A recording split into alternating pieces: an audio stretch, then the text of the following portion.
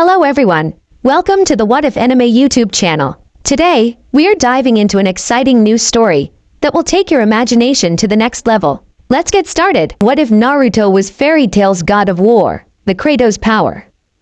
Long, long ago, even before the dominance of dragons, gods ruled over the Earthland. Their power was unparalleled. There might be unmatched, and dragons were nothing but specks of dust in comparison to their absolute strength. They were the supreme ruler of the planet, and they ruled over their subject benevolently. They were compassionate, caring, and wanted nothing but to make their subjects prosperous. Human race were their favorite. Gods often go beyond their way to protect them and favored them in many ways, as the humans were the first intelligent race they had created. Humans even resembled them, but human only had their physical traits, not their immense strength. In return, humans revered them, prayed for them, and worshipped them, as humans considered gods their supreme rulers. They loved them. Humans used to do many rituals and ceremony just to appease the gods they believed in. But this became the very reason that led to destruction of gods. The gods began to compete and assess their powers against other gods. Different gods began to favor different religions, and the religions that worshipped them more than their fellow gods. Soon the tension among gods escalated to violence, as one of the more violent gods assaulted humans because he was jealous of his brother. The name of this god was Hades. He was extremely jealous of his brother, the king of gods Zeus. Hades was sick of humans' blatant discrimination to him. He didn't choose to become the god of the underworld. It was his brother who made him go down there, and he had no choice, as Zeus was much stronger than him. He detested his brother, and he detested human race even more, as Zeus favored them so much. They didn't have a single shrine or temple for him.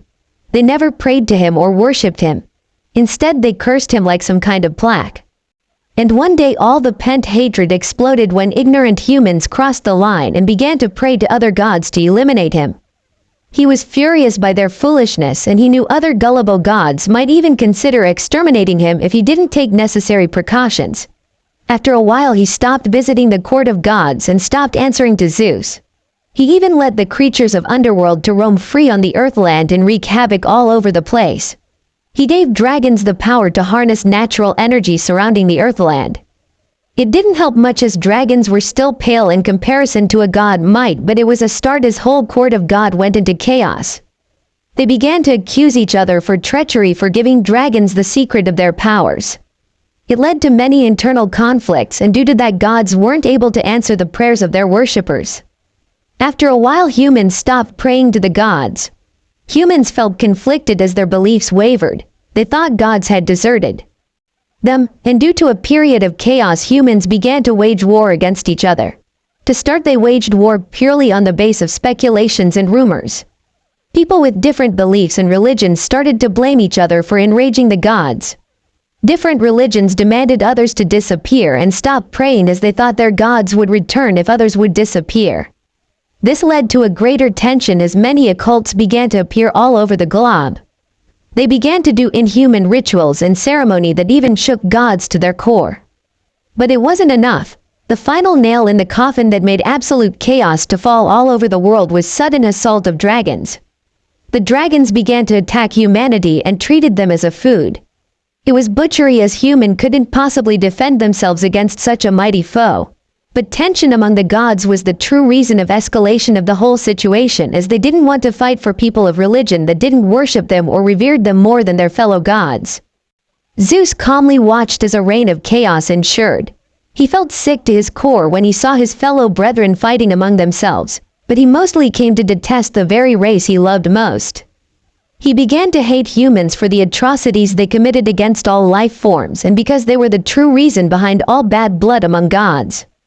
So, he decided to eliminate the very plant he spent all his life nourishing. It was painful for him, but the wake of the carnage and destruction left by humans was maddening. Despite having a common enemy in the form of dragons, they still fought with each other. It was like they wanted war, so as their considerate ruler, he gave them what they wanted. Zeus called for his brother Hades. Hades was hesitant at first, but accepted the invitation nonetheless. Meeting between brothers was bitter, as Hades wanted nothing to do with his elder brother, but despite their differences, they reached to a mutual understanding. Zeus wanted to annihilate the humankind, and that was the opportunity Hades was waiting for almost a millennium. He had it all. planned only thing stopping him was fear of Zeus's wrath, but now he was on his side. No god could oppose him now, or that's what he thought so, as he never considered the possibility of a god being as strong as Zeus.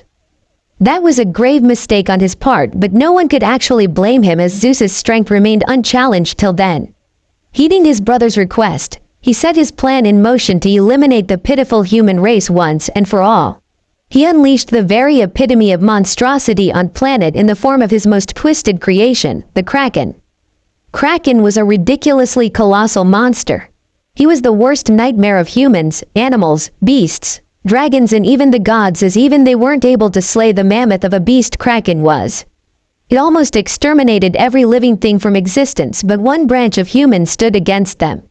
It was the warring tribe, the Spartans.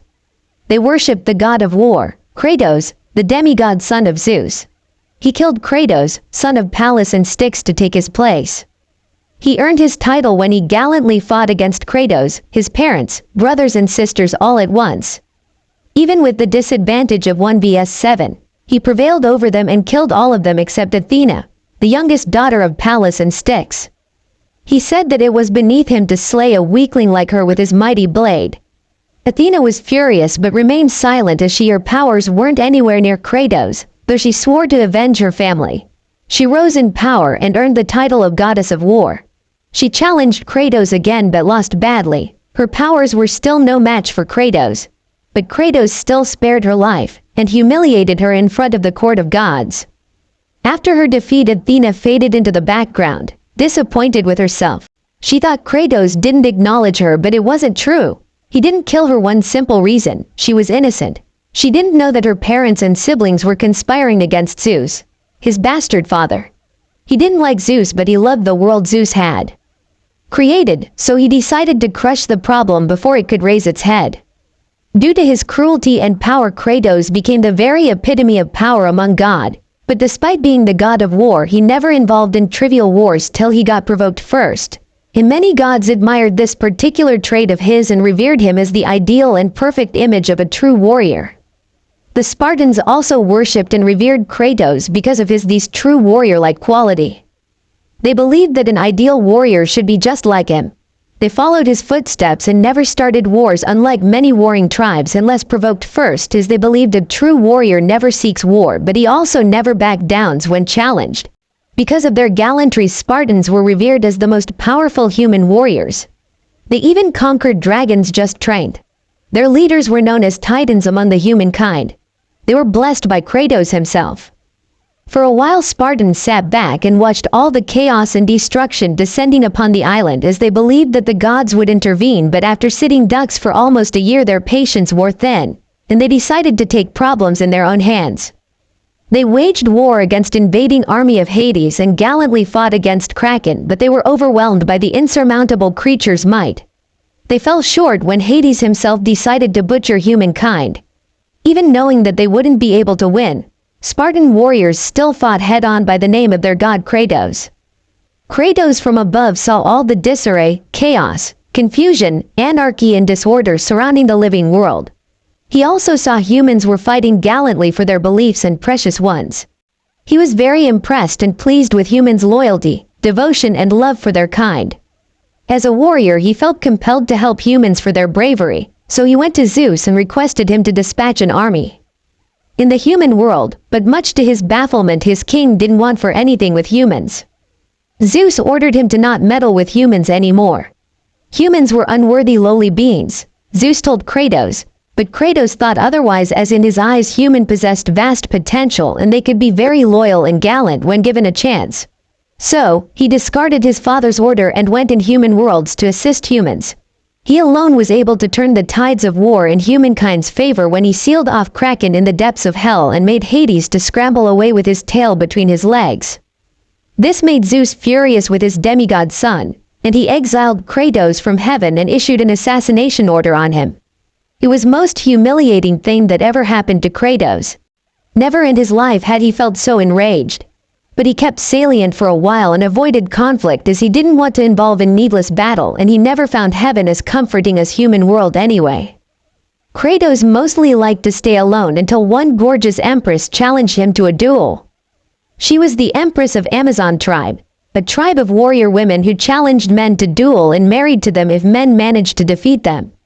She fought him with everything she had, but Kratos, even without his godly powers, still managed to defeat her rather easily. She accepted his supremacy and wanted to marry him. He outright refused her, but she was persistent, and soon he found himself warming up to bubbly yet deadly Empress. He finally fell in love with her and married her. He told her everything but his identity as a god, but didn't matter to his Empress Yvonne. Once in his life, Kratos was happy, truly happy. He was going to become a father, but his happiness was short-lived when his bastard of a father found his whereabouts and killed his wife and unborn child in cold blood when he was away. After that, Kratos went berserk. He wanted nothing else but revenge for his beloved wife and unborn child. He began to conspire against Zeus. In few decades he swayed many gods to his side and declared war upon Zeus. This war changed the course of history. Landscapes changed when gods clashed for dominance, and after struggling for hundreds of years, only a handful of gods remained on Zeus's side while Kratos was left all alone. But he wasn't afraid to fight. He would stop nothing short of the total annihilation of Zeus. Hades also suffered serious injuries and was forced to hide deep in the underworld. Zeus was terrified of Kratos. Even in his wildest dream, he never imagined his demigod son to be so strong and powerful. Even though he had 20 gods under his command, he wasn't sure of victory, so he played a dirty trick and revived Kratos' deceased wife, Empress Yvonne. He offered her to Kratos as a peace offering. Despite being a heartless warrior, Kratos couldn't resist the temptation to be with his beloved and agreed to meet Zeus. But Zeus deceived his own flesh and trapped him in a spell that slowly slipped away his immortality and gradually weakened him. After that, Zeus made Yvonne to explode into a gruesome shower of blood and organs. He did that right in front of Kratos' very eyes, and Kratos couldn't do anything and was forced to watch his beloved to die in such gruesome and cruel way. After that, Kratos went berserk. He went on a rampage and killed off 15 gods, leaving only 6 gods including Zeus himself. Even though Kratos lost his immortality, he wasn't weakened, yet, deduced Zeus. Zeus saw his very death in his demigod son, Kratos, so he decided to seal off heaven for few millenniums till Kratos died or at least got severely weakened. Rest is the history we all know. Kratos went into slumber to preserve his powers while human world was finally free to develop as they please, as few dragons were like a cuddly kitten in comparison to warrior gods. 2 millenniums later, X763 October 10th, they were well settled and had enough money to last them several lifetimes. They both were highly respected due to their status as saint wizards, and they had a loving family in the form of their guild, the Fairy Tale.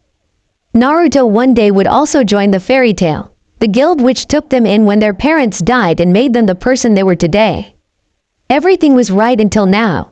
The master was delighted by news of her pregnancy. The guild was in constant party mode for 8 months. But it had to happen now. Their mansion was attacked by several large dark guilds.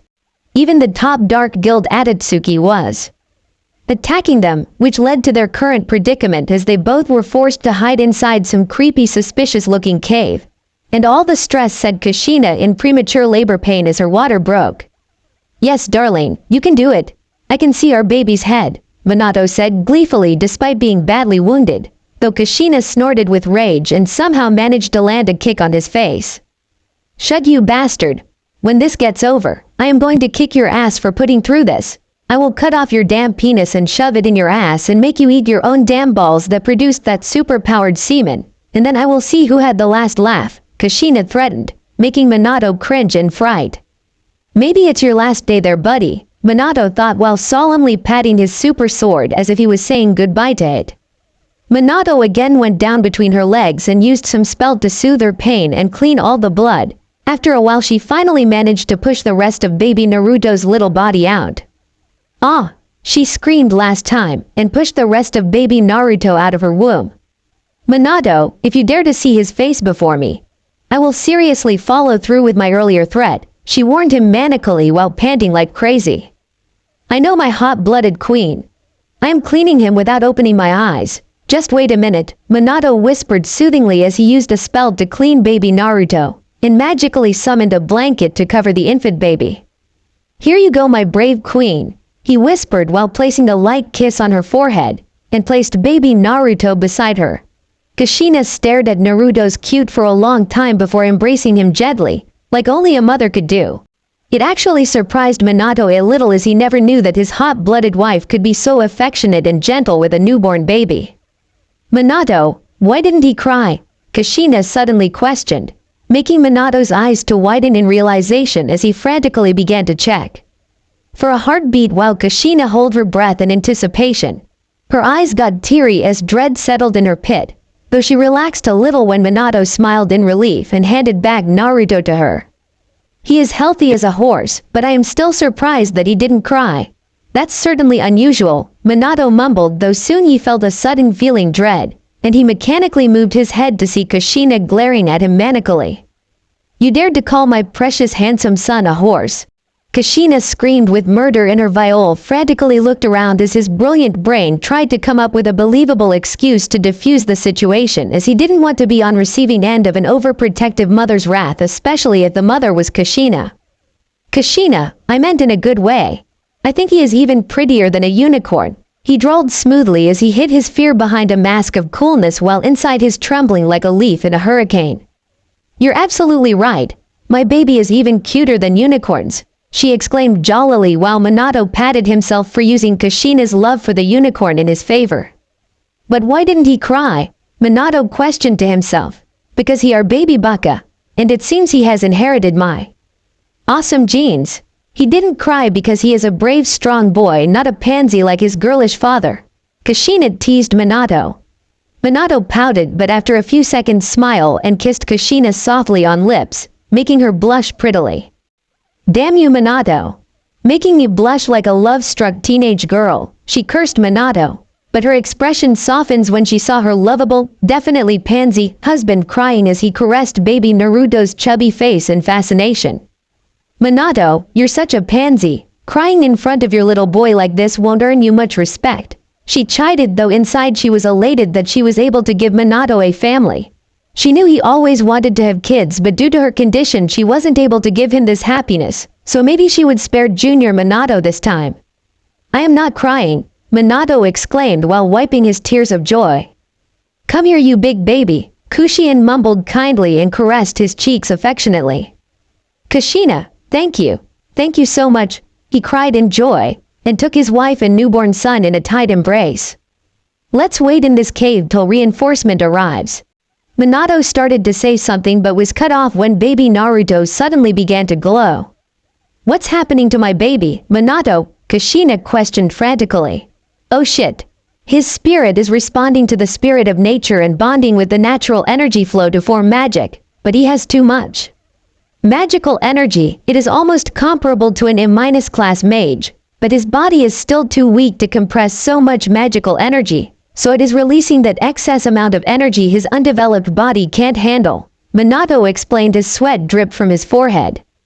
"You must seal his energy or Dark Guild will find us in no time," Kushina screamed, as she frantically tried to cease her baby's cries.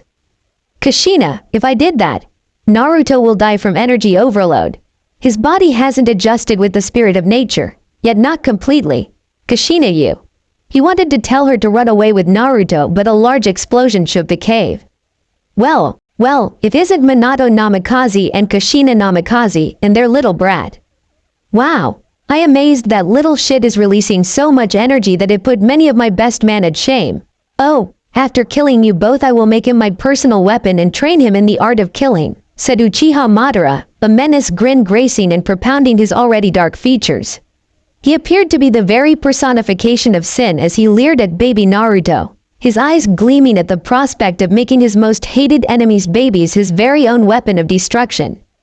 "Like we will let you touch a single strand of our baby's hairs," Kushina screamed in rage as she protectively hid still glowing baby Naruto in her protective embrace.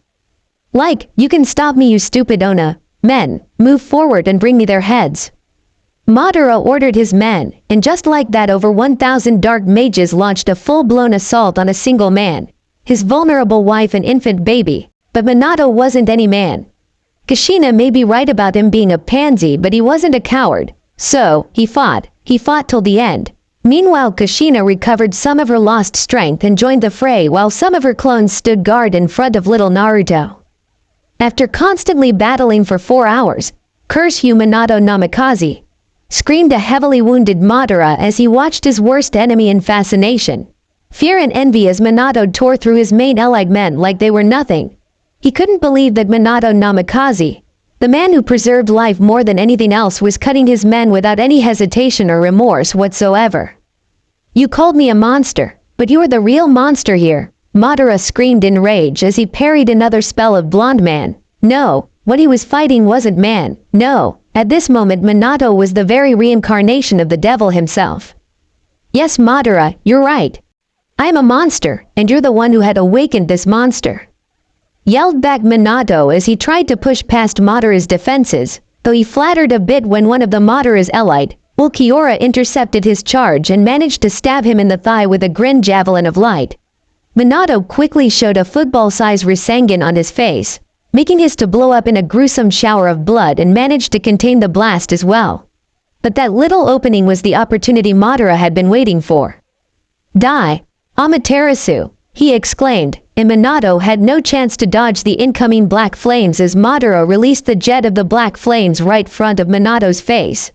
Inextinguishable black flames began to eat away his flesh, and he began to squirm on ground in an attempt to put out the flames, though soon his painful and pitiful thrashing stopped as he submitted to his fate.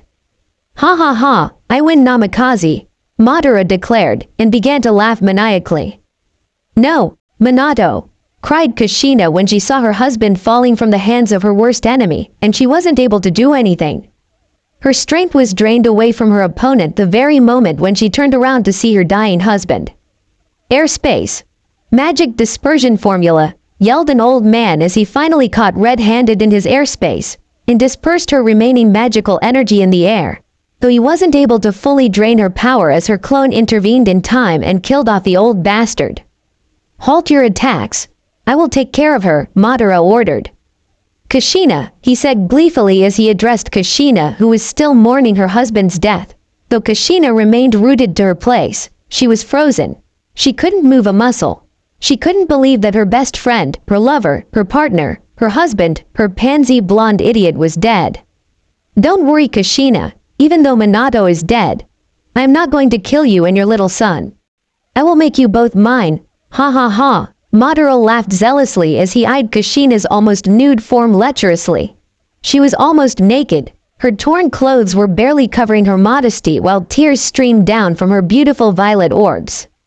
You touch her, I kill you, threatened Minato as he seemingly came back from the land of dead.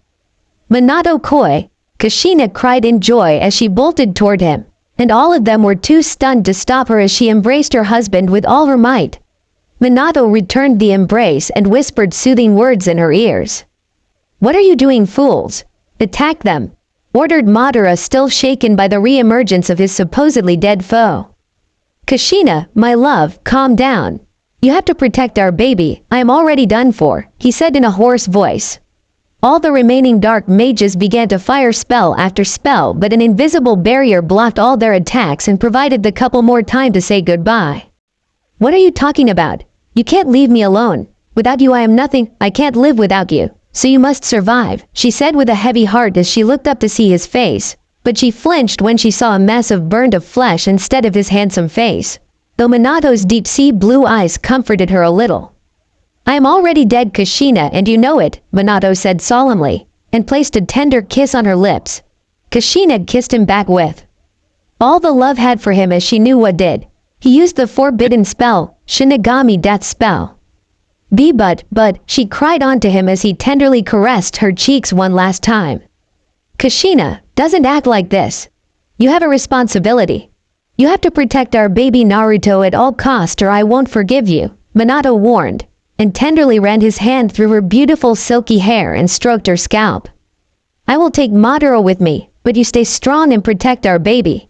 I will meet on the other side, my love, Minato whispered softly in her ear. No Minato, I am no good at parenting. Naruto needs you more than me. You can't die yet. Take responsibility for knocking me up. You sly blonde bastard, Kushina screamed as tears kept flowing out from her gorgeous glazed orbs. Minato smiled sadly and tightened his hold on her. Kushina, when we met 40 years 5 months 23 days 15 hours and 47 minutes ago, I immediately knew you were going to be the most troublesome person to deal with, but I never regretted meeting you once in my life. You were everything to me. My best friend, my partner, my nurse when I got sick, my teacher in art of pranking, my anchor of confidence when I felt down, my lover, my wife who always sat me straight when I acted stupid, and finally the mother of our beautiful child. You have given me so many things that I can't express my gratitude in words. I wanted to spend the rest of my life with you. I wanted to be a great father for our baby Naruto and live happily with both of you. I just want you to know that I love you and I will always keep loving you even in afterlife if there is one. Minato tried to tell Kushina what she meant to him, but his words flattered as he began to struggle with his words as he tried to show his gratitude to her for being a part of his life. Yubaka, I love you, she declared, and took hold of his lips in a searing kiss, but Minato pushed her away when shield began to crack under the assault of dark mages. I know Kushina, but you must protect Naru-chan. I am going to settle this with Madara once and for all, he declared, with fury in his eyes as he eyed the bastard who ruined his and his family's future. But Minato, I wanted to tell. Kushina protested, but Minato cut her off by another searing kiss, and kissed her like it was their last kiss, and it really was. I know love, I already know, he said with a sad smile, as magical energy exploded around him, sending most of dark mages flying away.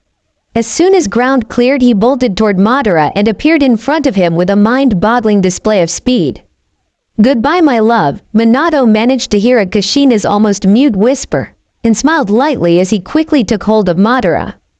This is the end for you Uchiha, Minato declared, and shoved some Amaterasu flame he managed to trap in rune magic right on Madara's face.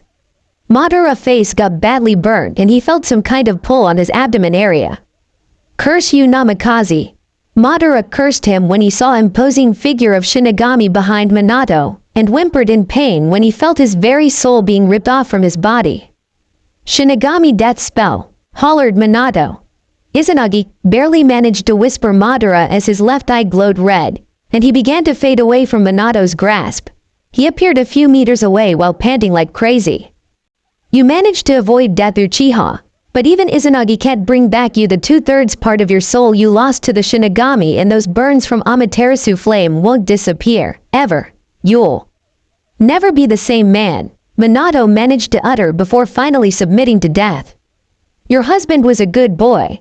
He did great deeds in his lifetime. As a reward I won't consume his soul, and when your time comes, you both will be reunited and live in my realm for your good deeds, bellowed Shinigami-sama in his heavy voice. After hearing Shinigami-sama's declaration, Kushina began to cry tears of joy. Thank you, thank you, thank you, she whispered over and over as her tears wouldn't stop flowing. She got on her knees and bowed to Shinigami-sama as he disappeared in bright white light. After hearing Shinigami-sama's declaration, Kushina began to cry tears of joy. Thank you, thank you, thank you, she whispered over and over again as her tears wouldn't stop flowing. She got on her knees and bowed to Shinigami-sama as he disappeared in bright white light. Let me help you to reunite with your bastard of a husband, shouted Madara in maddening voice. He was enraged that his archenemy would live happily after in heaven, but he would steal his son and mold him into his own personal weapon even if it was the last thing you would do. Attack! Attack! Attack! Destroy this wretched woman and bring me that bastard spawn, Madara yelled atop his lung, finally breaking the stupor his men were in. Seemingly still flummoxed dark mages attacked a vulnerable Kushina, or what they thought as Kushina, suddenly sprung into action and bolted towards her oncoming enemies. Chain magic. Impaling spikes, she hollered as many sharp sliver chains materialized on the battlefield, and surprisingly chains were made of pure magic energy. Dark mages saw the magic chains wiping around and tried to destroy them with their own magic, but Kushina wasn't a saint wizard for nothing as she easily tore through their spell and impaled many of them with deadly razor-sharp spikes. Their bodies mangled in an unrecognizable heap of bodies when chains began to retreat at one place. Chain magic prison, Kushina shouted, and without mercy called her next spell, chain magic. Execution. And just like that, chain cut through her victims like a hot knife through butter, spilling the blood of her husband's murderers all around the field. She is a monster," shouted one of the mage, and tried to retreat when he saw body parts of his comrades flying all around. But his retreat was cut short by none other than his guildmaster, Madara Uchiha, who stabbed him in the heart. "If you want to live, fight and destroy her. Attack that damn brat of her," he barked, and pointed at a group of clones that was trying to retreat along with baby Naruto. Heeding their master's order, all the dark mages began to target baby Naruto. Clones tried to defend the baby, but remaining group of elite mages began to tear through them. Seeing her baby's life in peril made Kushina to immediately spring into action. Some of the low-ranking mages tried to intercept her but got torn apart by sharp chains, while Kushina kept proceeding without even giving them a single glance. Clone magic. Exploding clones, she whispered quietly, and summoned her special clone to fight the remaining mages.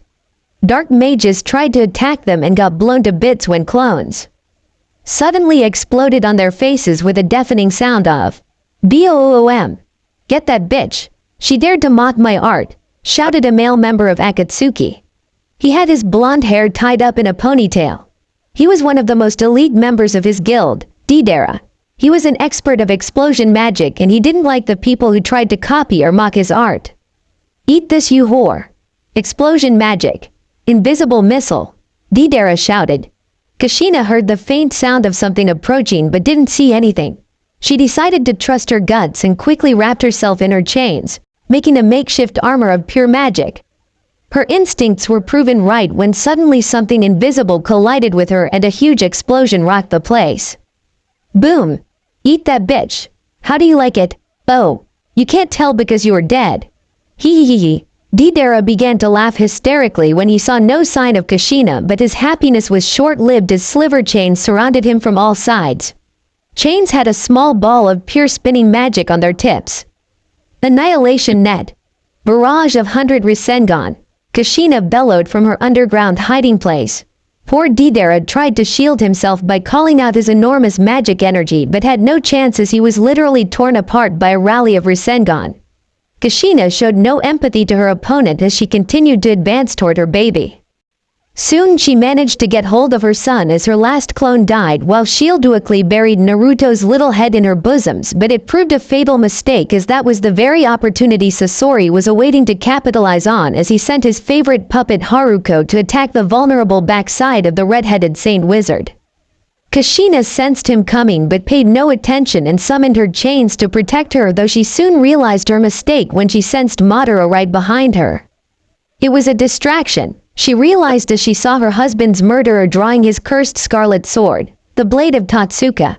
She tried to protect herself by summoning more chains, but Madara's sword easily tore through them and stabbed through her back till it came out of her stomach. "No, I won't give up," she thought stubbornly, and summoned more chains as she began to summon the rest of magic energy to cast abyss break spells, though it was a futile attempt as the sealing illusion spell of Totsuka began to affect her already groggy senses. She stumbled forward and fell over some kind of altar. It was made of pure white marble and had some ancient runes inscribed on it in golden letters. "Now, he is mine," declared Madara as he walked up to her to take Naruto away from her. "No, I won't let you have my baby," Kushina announced, and tightly hugged the crying baby Naruto. The only thing keeping her sane at that point was unbreakable will to protect her child at all cost. It seemed like even little Naruto could tell what was happening as he began to wail and his magical energy began to go haywire. Soon a golden glow surrounded him and his dying mother. Madara saw the new development and decided to wait and see that what exactly was happening. His decision ultimately saved his life as everything within the 10 meters radius from Naruto and Kushina vaporized into steam. But the most fascinating thing was that even the ancient altar began to crack and a golden and white hue surrounded it as an unimaginable amount of magical energy released from it. That kid activated some kind of powerful ancient magic, Madara thought in panic as he quickly got as far as possible while his men followed his example. While Madara and his men were retreating to save their pitiful lives, Kushina was trying to regain her bearings as her senses finally began to work properly. She could think straight as an effect of Madara's sword's sealing illusion spell began to wear off. though it terrified Kushina as she knew that the blade of Tatsuka was the ultimate sword in existence, and as far as she knew it was impossible to break free from its sealing spell once pierced by it. So, what was this power that broke its spell like it was nothing, and why the heck couldn't she move her muscles? What was this oppressive and depthless magical energy? The magic she was feeling was so potent that it made the magical energy of Aetherion to look like a candle in comparison to a firestorm.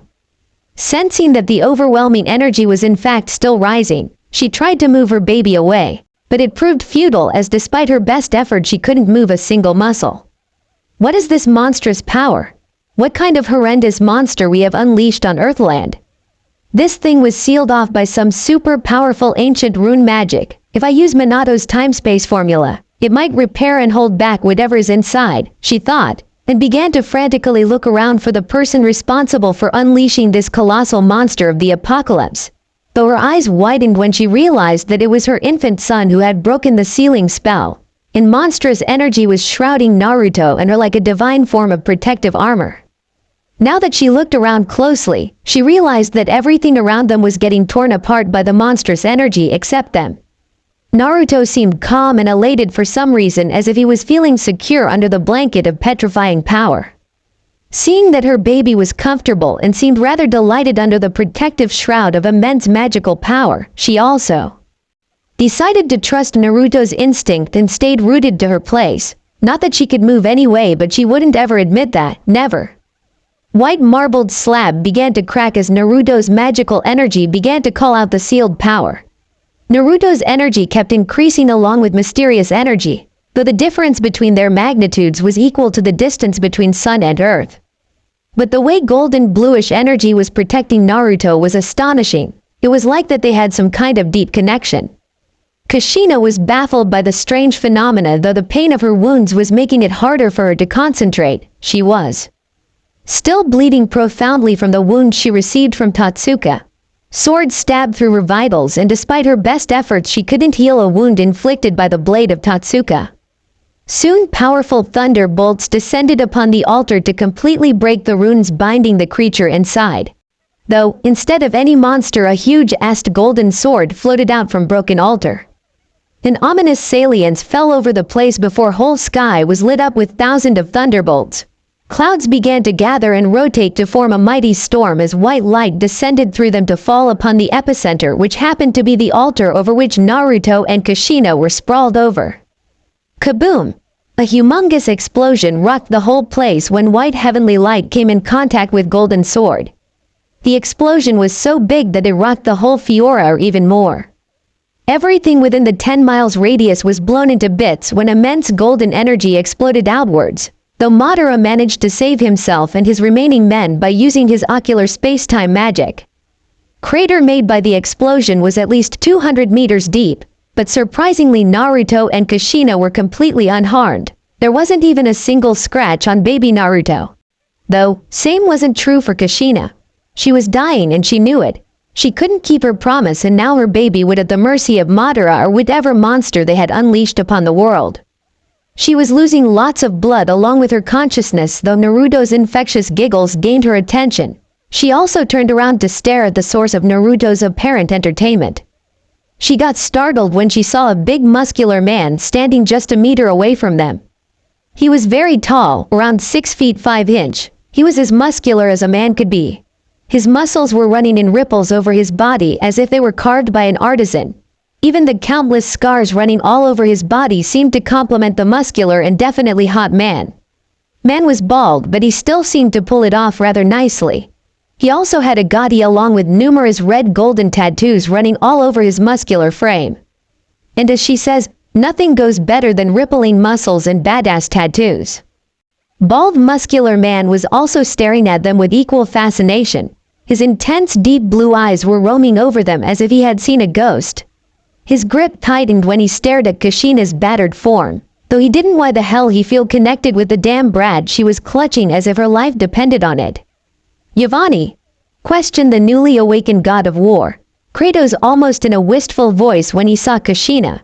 She seemed like the spitting image of his empress, Yavani, though he soon noticed the differences. She wasn't his empress, his wife. She was some woman who seemed to be in quite distress. Kushina seemed confused when the incredibly powerful man called her by some strange name, but she stiffened when she sensed hundreds of Madara's men appearing all around them. A human can use space-time magic, Kratos stated, questioned when he saw Madara summoning his army of mages all around them. Not that he was concerned. Their magical energy was so low that he could hardly feel them, but he was surprised nonetheless because as far as he knew, humans couldn't use magic except the Spartans. Even among them, only chosen ones were given the power of a titan. "Aren't you a human, too?" questioned Madara what to make of this ancient warrior. One moment his powers seemed enough to destroy whole Earthland, but now he was feeling nothing from the ancient warrior except few sparks of magical energy released by his gigantic sword. "What's going on here?" Kratos questioned in confusion as he eyed profoundly bleeding Kushina. She was moaning in pain while clutching the small orange bundle tightly against her impressive bosoms, while little twerp seemed frightened by the presence of new arrivals. Not that he could blame an infant for getting scared in such dire situation. "Attack her and bring me that brat," Madara shouted on impulse when he saw Kushina holding a time-space shiki, the ancient form of rune magic. This broke the trance his men and women were in. They all quickly scrambled toward the fallen angel of death, Kushina Namikaze. Kushina could do nothing except hold baby Naruto tighter in her protective embrace as many of dark mages readied their magic to score the final blow on female saint wizard, though their spells never connected as Naruto's impressive magical energy latched outwards, knocking away all the assailants. Kratos was about to intervene but stopped when he saw a mere child blowing away 20 or so grown men. To say he was astonished was an understatement. He was outright flummoxed by a marvelous display of power by a mere infant. He never sensed this much power even in a god's babies, much less an infant human. And for some unfathomable reason, blonde brat's energy felt similar to his own. "How many years have I slept? Last time I checked, human babies aren't supposed to hurl grown-up men like this. Not even Spartan child, much less a skinny-looking toothpick redheaded is holding." Kratos refrained from announcing his thoughts aloud as according to his mistress, babies were supposed to be small, little, adorable and goddamn cuddly. He snorted at that thought.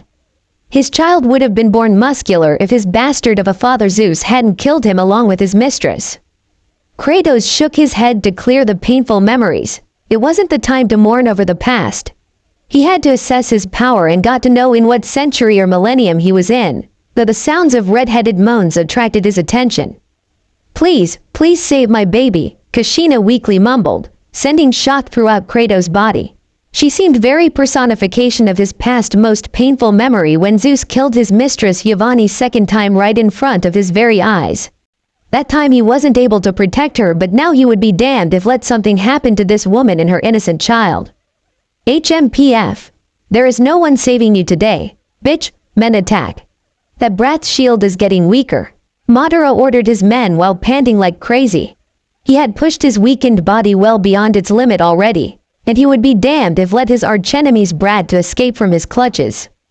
Heeding his orders, dark mages once again began to advance toward the fallen mother-son duo to finish the job and avenge their fallen comrades, though they rooted to the spot when Kratos pointed his huge sword at them. "Halt, humans! If you take a single step forward, all of you'll face my wrath," bellowed Kratos in imposing voice, sending shivers down their spines. "Where are you stopping? His magic might have been strong, but now it's all gone. He has no magic power left." Madara barked in anger when he saw his men backing away. Madara thought that Kratos had no magic energy left after breaking the powerful sealing magic, but it was far from true. Kratos' magic energy was so great that a lesser being like him couldn't sense it, and Kratos sealed himself in first place to preserve his energy as Zeus' spell was constantly weakening him. Madara's men also seemed to share the same belief as their leader and began to advance threateningly toward Kratos. Kratos seemed irritated, but he had no qualms in slaying few ignorant humans. Despite how much time passes, human can't seem to get over their egos and overconfidence, Kratos thought in irritation as a red-headed puppeteer sent his creepy-looking puppet or stupid-looking doll, in Kratos' opinion, at him.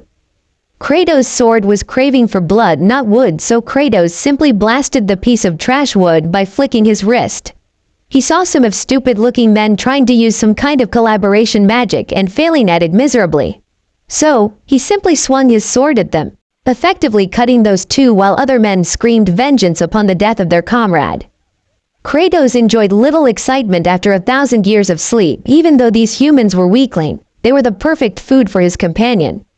Madara saw the insanely powerful man. Nope, the monster shrugging through the most powerful spells of his elites like they were nothing more than a bug bite, and at that moment he realized that he had bitten more than what he could chew. He hastily called a retreat and readied himself to teleport along with his crew, but Kratos was having nothing of it. He sensed that red-eyed bastard was trying to run and brought out his chainsaw. It began to glow red as Kratos swung it in a circular motion. The immense amount of energy got released from the sharp dagger's tip of his chainsaw, and it began to sweep everything within 200 meters radius. Once proud members of Dark Guild Akatsuki cried in fright and pain before their bodies got dismantled inside the vortex of deadly dark energy. Some didn't even get a chance to flinch as their lives were effectively taken from them. Madara got lucky when he managed to activate his time-space magic, but he failed to save his men. Seeing the torrent of red evil energy ripping his men into shred was enough to send him scrambling as he abandoned his men and disappeared in the vortex of distorted space.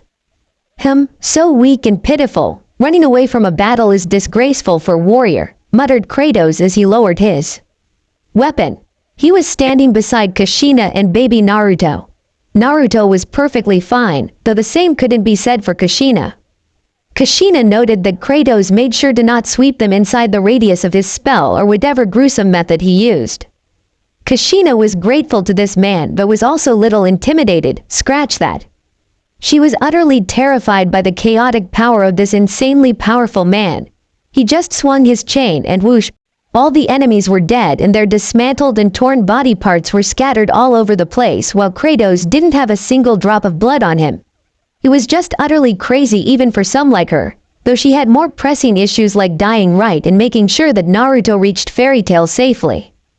Kushina had a gut feeling that she was making a grave error or giving her baby to a beast or something equally horrid, but her time was running out, so she decided to shoot her requests anyway. And who would deny the request of a beautiful dying woman like her? Please take my baby to Fairy Tail Guild, she shouted suddenly, making Kratos to jump in comical fashion. He quickly wiped his head in her direction to ask, what the hell?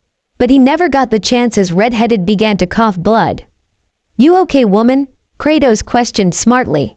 Yes, thank you for your concern, Kushina replied sarcastically, but Kratos missed the sarcasm and nodded and began to walk away. Come back, you dumb-ass ancient ape of a man. Of course I am not all right. I have a gaping hole in my stomach for Christ's sake, she screamed in rage, though she quickly regretted it as she began to cough more blood. After hearing her insulting him, Kratos was about to put the damn motor-mouthed woman in her place, but he stopped when he saw her struggling for her life. So, it was a stupid question indeed. What do you want, woman? Kratos asked gruffly, not showing too much concern as he knew that woman was going to die anyway. It hurt him inside that he couldn't save the woman's life just like Giovanni, but he managed to save the kid at least. So, he decided to make sure that kid remained safe till someone from his family came to fetch him. My name is Na, and what I want is... She coughed more blood and cackled at her pitiful state. She gazed in Kratos' eyes without a hint of any pride or stubbornness. She almost looked vulnerable, and she has never shown her vulnerable side to anyone except her husband. I know it is too much to ask after you saved me and my baby's lives, but please fulfill my last wish and take my baby to Fairy Tail. They are the only family he has left, she whispered in a hoarse voice as her vision began to get blurry, but she still refused to succumb to unbearable pain. She still had to make sure that her baby knew what he had to do in life. Naruto, listen to me carefully. Be a good boy. Listen to your teachers. Eat properly, brush your teeth before sleeping, bath every day. Don't become a playboy because many girls will throw themselves at you, but choose your soulmate just like me. Grow strong, protect the people you cherish, make wife, friends. Give me many grand children and be happy. I am proud of you, my baby. Mama will always love you. Naruto, Kushina managed to cry out as baby Naruto began to wail his eyes out when he felt her mother's hand slipping off from his head as she slumped beside him. Kratos froze when he heard little blonde baby's name, Giovanni, and he had also decided to name their baby Naruto. It meant Maelstrom, a fitting name for his heir, though he never got the chance to call his baby by his name. Seeing Kushina to struggle and announcing her eternal love for little Naruto was nostalgic for Kratos. Yvonne did the same thing when she died second time in front of his very eyes. After clearing his head, Kratos carefully picked baby and cradled him in his arms like Yvonne made him practice when they were expecting a baby. Naruto seemed to calm down. Soon the unearthly glow surrounded Kushina's body as her deceased body disappeared in white light. That was Shinigami's energy, Kratos mused in interest, but then cursed himself for not reading her memories before she died. He seriously needed information about this world if he were to get by in this advanced version of Earth where humans could freely wield magic. Even at pathetic levels, magic was still magic and he could always rub it in the Zeus face that humans managed to come so far on their own. What the hell I am going to do with you, Pipsqueak, and what the hell is a fairy tale, anyway? Kratos questioned aloud while baby Naruto drifted in dreamlands. What the hell I am going to do with you, Pipsqueak, and what the hell is a fairy tale, anyway? Kratos questioned aloud while baby Naruto drifted in dreamlands. What should I do? I don't have time to waste on this babysitter job, but I just can't leave an infant to fend for himself. But I don't even know what a fairy tale is supposed to be. Is it some kind of kids' bookstore where they sell books related to mythologies? No, that can't be right. That woman was quite tenacious, and her husband managed to summon Shinigami, the only true immortal entity in existence. They were warriors worthy enough to be recognized as Titans. So, this fairy tale could be a country or some kind of a warring tribe. Maybe? Kratos thought in attempts of solving the mystery behind this fairy tale. Where he's supposed to take the baby Naruto. I can't keep running around like a headless chicken. I need information about this world and my senses are still groggily. I can't sense anything beyond 1,000 yards. Well, at least heaven is still sealed off. Zeus won't make a move until my energy drops to a lower level than his. Kratos mused and smirked a little. He was still way stronger than his bastard of a father. He still had about 90% of his total power. Good, my spell worked perfectly. I now just have to wait patiently for him to make the first move and I will destroy him. I hope those other gods haven't gotten much stronger than before, Kratos thought. A little worried because of what he knew those other gods were newbie at that time, so there was no telling how much stronger they had gotten since then. From what he recalled, they all were pretty formidable even then, but now after so many centuries their powers would have surely escalated a lot. Especially Athena, the goddess of war. She was the second strongest in the remaining army of Zeus and back then she had just barely scratched the surface of her true potential. So, Kratos had a sneaky suspicion that she could be as strong as him if not stronger. Did Zeus notice my awakening? If he did, then he must have sensed that I am still stronger than him. He won't attack even if Athena and others could probably defeat me. He has become a coward. He will wait till I get considerably weaker than him, so he could himself finish me off and hog all the glory for himself. Kratos deliberated his pro and cons. Kratos knew that his chances of survival were slim if Zeus didn't make a move under another century or so, as his spell wouldn't work a second time. But Zeus's spell was still effective and draining Kratos' energy constantly. My spell wasn't supposed to be broken, ever. As long as I would have stayed sealed, Zeus wouldn't have opened the gates of heaven. But astonishingly, a mere human child managed to break my spell with his sheer energy of all the things. I don't know whether to be astonished and praise him or be angry and curse him. This boy has effectively set the apocalypse in motion, and if the human race becomes extinct, then it would partially be his fault, Kratos thought grimly, as he stared at Naruto's peacefully sleeping form intensely as if he was gauging baby Naruto to be a potential agent sent by Zeus to break the sealing spell. Kratos shook his head. That couldn't be possible. But Kratos' apprehensiveness wasn't totally unjustified. Naruto's energy was off the charts even in comparison to immortal children. But still, no matter how powerful, Naruto was still an infant and couldn't possibly fend for himself. So Kratos couldn't blame Naruto for an unfortunate accident in which he lost his birth parents. Little Runt is still sleeping. Probably released too much energy. I can't sense much energy from him. Was it one-time thing? No, probably not. Humans get exhausted after a certain time, unlike gods, Kratos thought, though without him realizing he was smiling a little as he watched the slow rise and fall of Naruto's little chest. Kratos poked Naruto's chubby face out of boredom, but he gasped a little when Naruto circled his big rough finger tightly in his little fist. Kratos was sure that Zeus would have died laughing if he saw him swooning over a human child with such fascination, but damn. Little Runt was one hell of a charmer. Kratos' musings were cut short when he sensed few hundred humans advancing towards him. He was sure that these humans were much weaker in comparison to the previous ones, but he still summoned the sun shield as a precaution, not wanting to get surprised if another human possessed the power to control space and time. Kratos wasn't worried about his own safety. He just wanted to make sure that baby Naruto stayed safe. Kratos saw hundreds of men advancing towards him and quickly activated the shield's power and placed a barrier around Naruto's sleeping form. Human warriors were wearing matching armors, but Kratos wasn't sure whether to call them warriors or human comedy circus. They looked funny with their funny uniforms, stoic face, disciplined and uptight walk. The only warrior tribe he respected was the Spartans, and they were everything except these glorified monkeys were attempting to be. The Spartans were a crazy bunch, fun-loving, crude, bloodthirsty and battle-hungry. They were disciplined only when it comes to battle and training. Otherwise they would fool around and beat the crap out of each other on a daily basis. Kratos cleared his head. He didn't have time to get lost in the blissful past memories. He had a much more pressing issue in front of him. 1. Grab the most knowledgeable-looking person, aka nerd. 2. Beat the hell out of everyone else. 3. Extract all the information from the nerd's mind specially. What the hell ISN deliver the runt to this fairy tale and plan his next move to destroy Zeus once and for all. Captain Rondo was a tall man with an imposing disposition. He usually wouldn't feel intimidated, but the man in front of his troop was anything but cuddly, and the way he was looking down at them was both infuriating and frightening. "Who are you and what are you hiding behind that shield?" Rondo asked after calming his wrecking nerves as few beads of sweat fell from his temple while the bulky mammoth of a man just snorted at his question. "I would have just asked you for direction if you knew your real place in this world, mortal, but after your blatant display of disrespect I am more keen on eliminating you and your clown army rather than gracing you an audience with me," Kratos said brusquely. Before any of the Rune Knight could have moved, they all were blown away in different directions by an unseen force while a single nerdy-looking knight remained standing. "Come here, mortal," commanded Kratos in his usually menacing voice.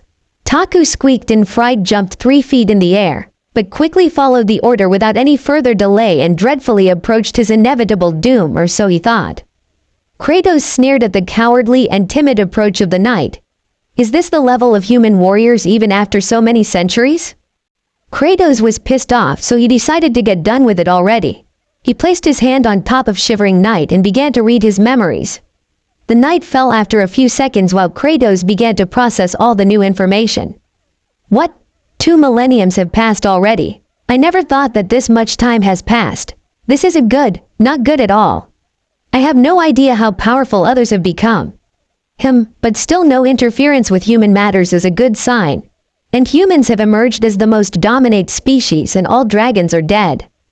This Zareth fellow had some suspicious powers, but I guess it's okay now that he is dead. Dragon slayers, must be a version of the god slayer we gods were trying to create. All our students had potential, but their power needed at least a few centuries to grow to be any help against other gods. It was a complete failure, but they fought barely till the end. It seems like dragon slayers don't need as much time as god slayers do to evolve, but that's only because dragons are a puny creature with insignificant power when compared to the might of true god. And what do we have here? God slayer magic. Black color of any element is considered as the mighty magic power of a god. These mortals think we are gods? Some kind of black magicians? The thing they call god slayer magic is nothing more than the fusion of elemental magic with darkness element. And they call it God Slayer magic, HMPF, the nerve of these mortals. Well, other than that we have Light Guild. Fairy Tale is supposedly the strongest light guild of this continent.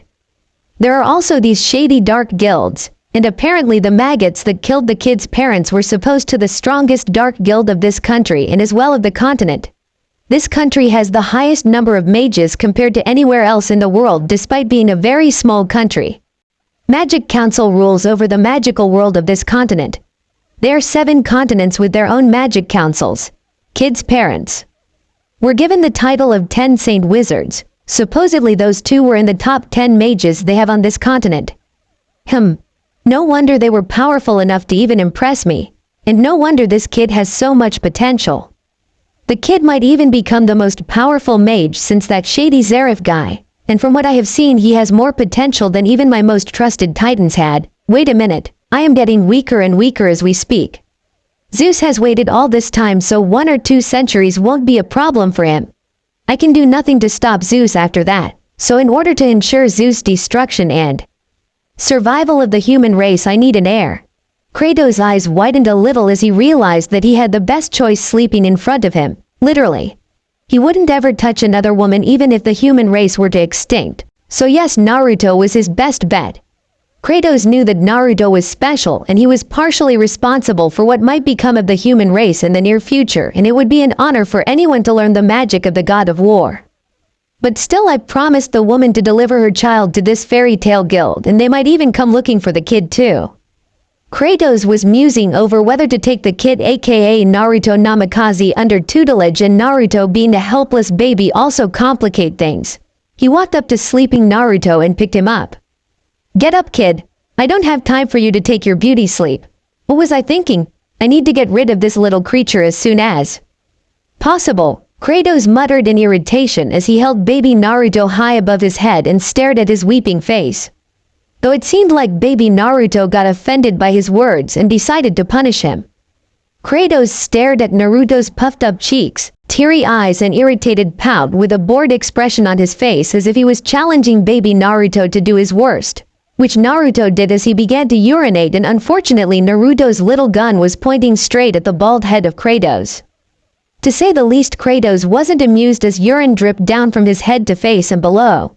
But Kratos didn't move as he was too stunned to move a single muscle.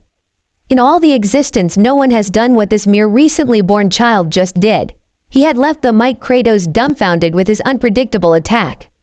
Suddenly, Kratos began to laugh, and his laugh kept getting louder, but instead of being afraid, baby Naruto began to giggle with him, though he slowly drifted into a slumber due to exhaustion. Yes, you will do it. If you can leave me gaping like a fish at the mere age of, well, few hours and some minutes, then in few centuries you can definitely pound that bastard Zeus back and forth without even trying, Kratos stated, though he might have over-exaggerated with his last statement. From this day onward you are my heir. The God Slayer of Kratos. Yes, you are the God Slayer of God of War. Kratos declared to the world as he held sleeping baby Naruto high in the air. The end. I hope you enjoyed this episode. Remember to subscribe and like this video. See you in the next video.